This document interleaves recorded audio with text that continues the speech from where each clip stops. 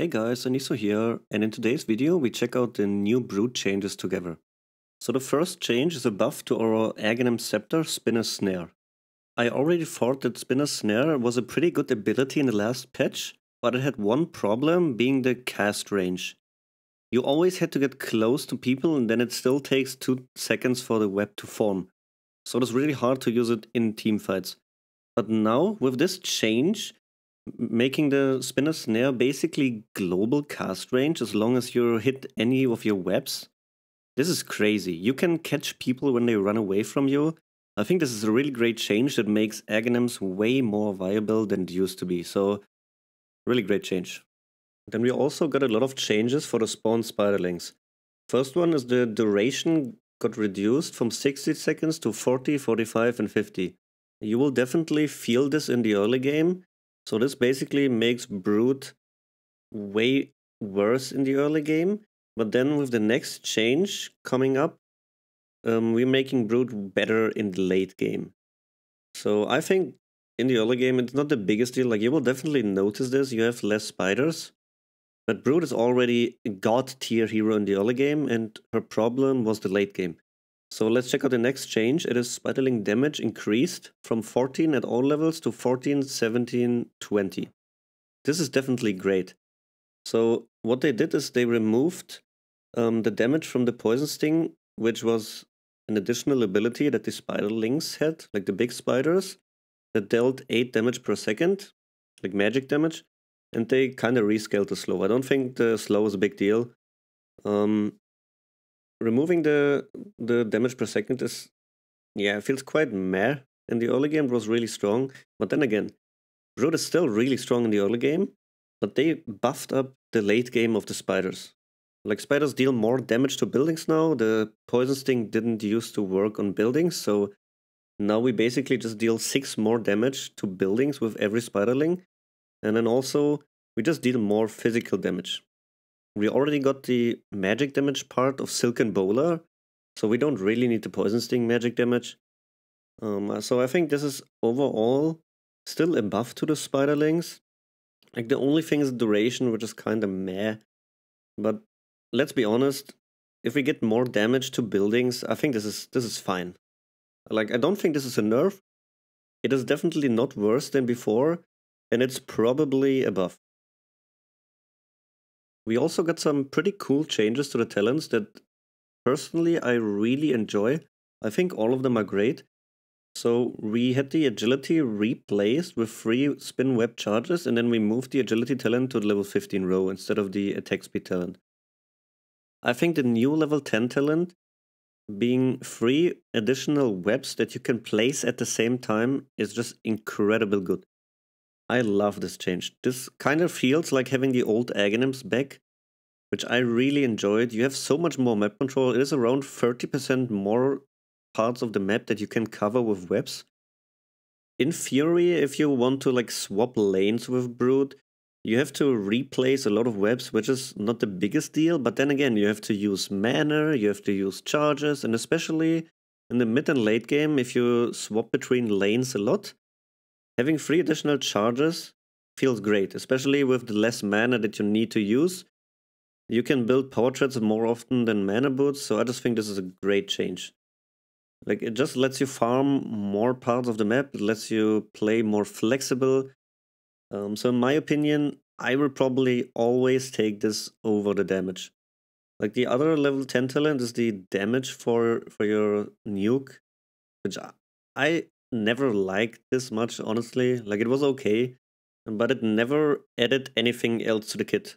But with the new web talent, we can just farm more areas of the map. It feels so great to play with, and it just enhances your farming capability a lot.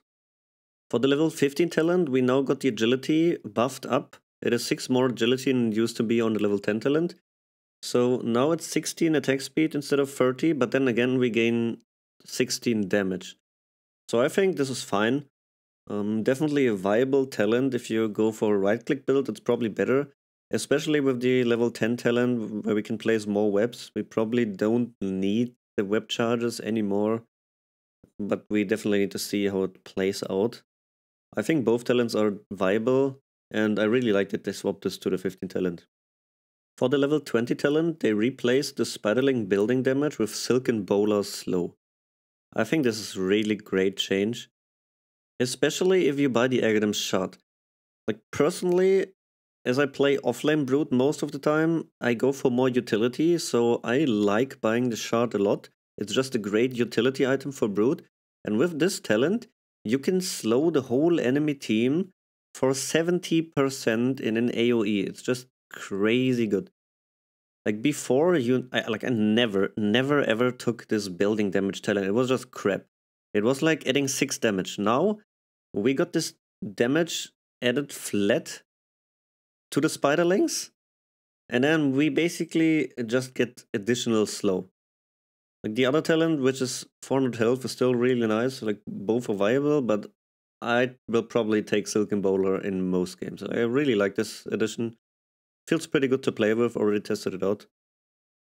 So all the changes up until now are pretty good, but now we will discuss the real deal, which I think is the biggest buff they could make to Brood, which is the change to Orchid and Bloodthorn. So we completely changed the build up for the Orchid. Before you needed 2 Oblivion stuff and the recipe, which was okay, but we didn't really need all the int parts. Right now we need 1 Blitz-Knuckle, 1 Claymore and 1 Voidstone to build the Orchid. No recipe, and it costs around 300 less gold than it used to do. This is a great change, so it now provides attack speed and damage and a little bit of a mana regen. So the stats for Brood are way better than before. It's just way better for us to man-fight people than it used to be, so even if you fight like a tiny and they one-shot all your spiders, you can still man up onto them with your insatiable hunger and the better stats of the Orchid. So this is probably an item we buy every single game now. Orchid already used to be one of the best items on Brood before, but right now with the better stats that this item provides for us, it is just insanely good. Like I really like the new Orchid. This is probably the biggest buff to Brood in my opinion. For the new Bloodthorn, instead of needing an Hyperstone, we now need Mage Slayer. I think this is also a great buff for the Bloodthorn in general, especially on Brood. Because usually Brood's problem when building an early Bloodthorn was that Brood is really squishy and you would just get bursted down. But right now, the item provides 20% magic resistance, so this is kind of an put built into the item. There are so many heroes that you had problems because they could just burst you or your spiderlings down, like Lashrags, Bristlebacks, whatever. But now with building a Mage Slayer, you just completely nullify their ability to kill you with spells. Like you will probably still die to a 5-man gang with magic damage, but if you like 1v1 someone that deals a lot of magic damage, there's no way you ever die. You can silence him, and after the silence, he will deal like 0 damage of magic to you. This is crazy. I really love this change so much. Like the buffs to the Bloodthorn and the Orchid are so huge to Brood, and I feel like there are still a lot of other heroes that benefit from those, but this is just the perfect item for Brood right now. It will offer attack speed, some damage, mana regen, and magic resistance. Like this solves every single one of the problems that Brood has in the game. Just crazy. This is like the perfect Brood item. For the last change, we got the Diffuser Blade. We used to build Diffuser Blade a lot before we had Silken Bowler. After they've added Silken Bowler, we didn't really need the Diffuser Blade anymore because we already had the slow build in the Silken Bowler, but I feel like with the recent changes to Diffuser Blade, it now costs like 600 less gold. It is a really cheap item. The stats it provides for Brood are god tier. It's basically a little bit of mana, but mostly just agility, and then we just gain mana burn and also gap closing.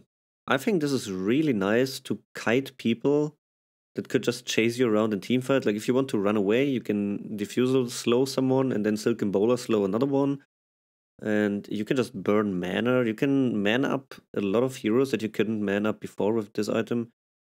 So the early power spike probably makes this item really great. Like, Brood is a really fast farming hero, so you could get this item really early into the game, which could make it a really strong item against like a Sven, for example. If you have to lane against a Sven or like an X, just buying Diffuser Blade, you can man up onto them, you can just run at them and they can't do anything to you.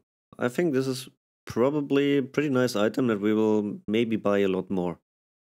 So those were probably the most important changes for Brood. There are still some minor changes for just Dota in general, like the neutral creeps, for example, but I don't think this is a big deal for Brood.